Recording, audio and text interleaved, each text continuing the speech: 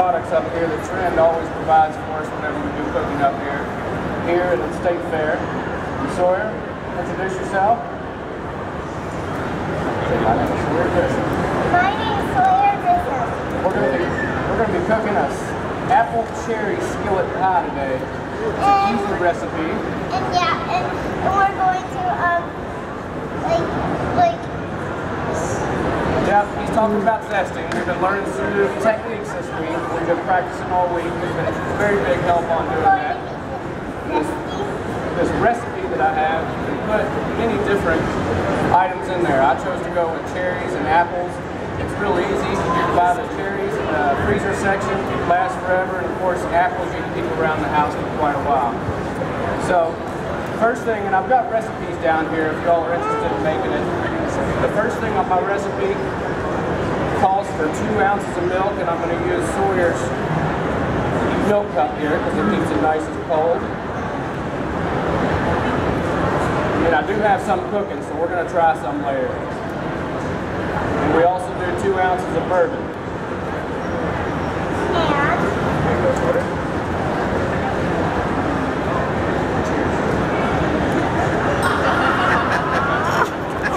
Drink it. Okay, so I've got a non-stick skillet pan here. I'm going to turn it on. Nice equipment here. That's right, Sawyer. Demonstration is about to start. I've got a non-stick skillet here. I'm going to turn it on high. Let it get nice and hot there so I can get some good caramelization on the apples. While that's taking a little bit of time, I just put about a tablespoon of oil in there. While I'm doing that, we've got some orange zest that's going to be going in this apples and cherries in the skillet here. Anytime you have an opportunity to have lemon zest or any kind of citrus zest like oranges, lemons, limes, it's not going to overpower what the flavor is going to be, but it's going to add a nice, it's going to bring out flavors of everything else that's in there. So while I'm starting the apples here, Sawyer's going to be doing some zesting.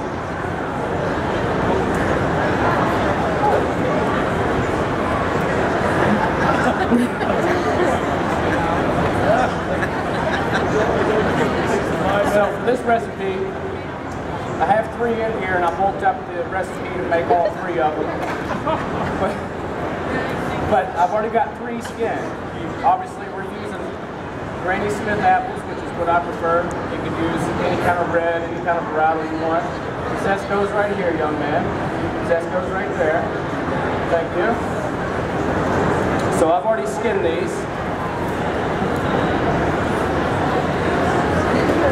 Looks like my pan's getting nice and hot here, which is exactly what I want. And like I told Sawyer, whenever we start this recipe, I want to hear a nice sizzle when I put those apples in.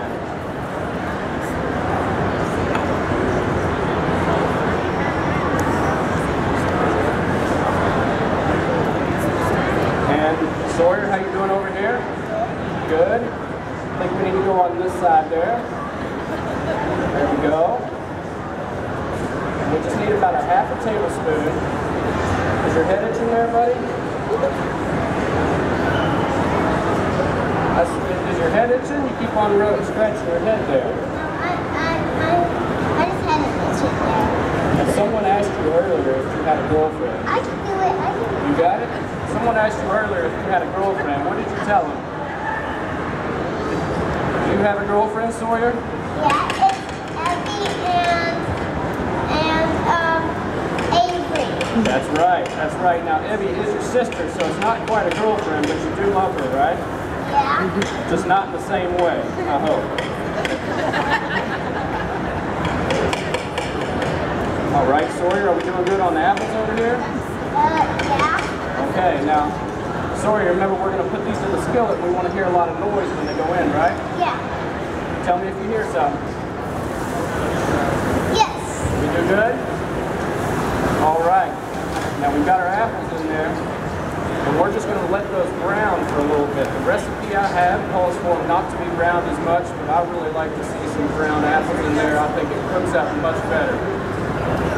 And one day Sawyer might be working at Vishon Market. We're located downtown at Sawyer Market. We're a breakfast, lunch, and dinner spot. Family owned and been operating for 5 years now. Hope to see.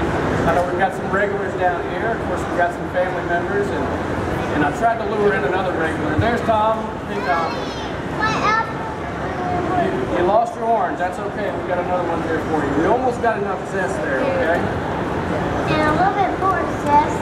Yep, just a little bit more zest there. And Sawyer really likes to toss the pan, but it becomes kind of a mess, so I might let you do that later, okay? All right. Did you finish your milk shot? You gotta finish your milk shot. All right, well the apples are cooking up pretty good here. And like I said, I love cooking on the Trend appliances, and it's much better equipment than I have at home, and just as good as what we use in the restaurant, which makes all the difference. Whenever you can get high heat, quality products that are easy to clean, obviously that's best case scenario when you're cooking at home. And Joe's been selling those appliances for quite a long time, so we'll let you know all about them there. All right, next step in the apples here. I think we're going to go ahead and add some orange zest. That's very good, buddy.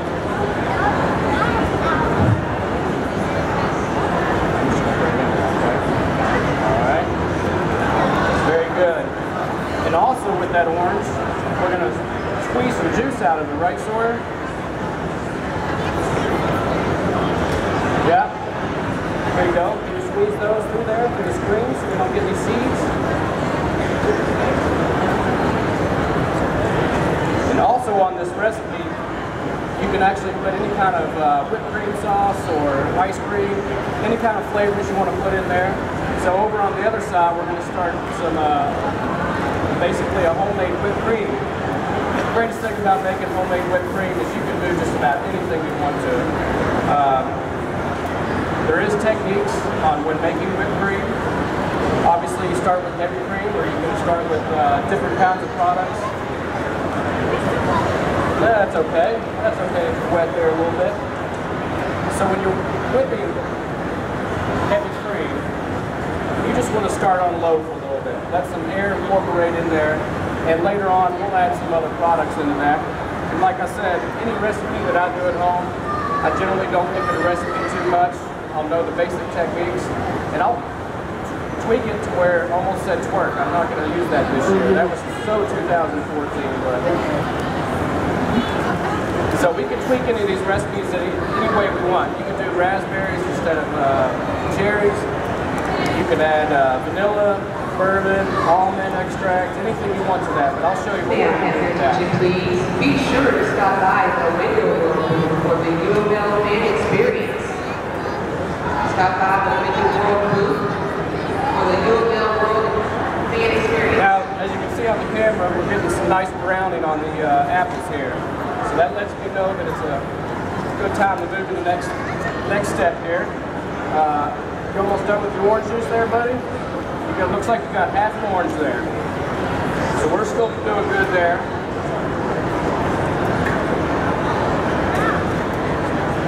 Cherry. Now, like I said, the cherries that I bought from the store, frozen. Daddy? Yes, sir. I'm the cherry man. You're the cherry man? Would you like to put the cherries in here? Just this. Well, I think you've done good on the orange juice. We've got an orange here, juiced, and we're going to set that aside. We've got our oranges. I need a towel. You need a towel? There you are, sir. There you go. Yeah, and here's your cherries. So we're looking for a cup of cherries, Sawyer. Now that would be a big handful for me, maybe 3 or 4 handfuls for you. So why don't you dig in there and go ahead and throw those in. And we did wash our hands, folks. Now if you're going one at a time, it's going to take you a little longer than that. Gonna do one at a time? Very well. Now, we're still on low here on our whipped cream, and I'm starting to see little beads of air in there. So it's starting to do the right thing. I could go ahead and turn this up on high, but you don't want to whip it too much. It's not going to hurt the flavor. It's not going to be the consistency that I'm looking for. I'm looking for stuff that you get right out of the jar. Whip it too much, it's going to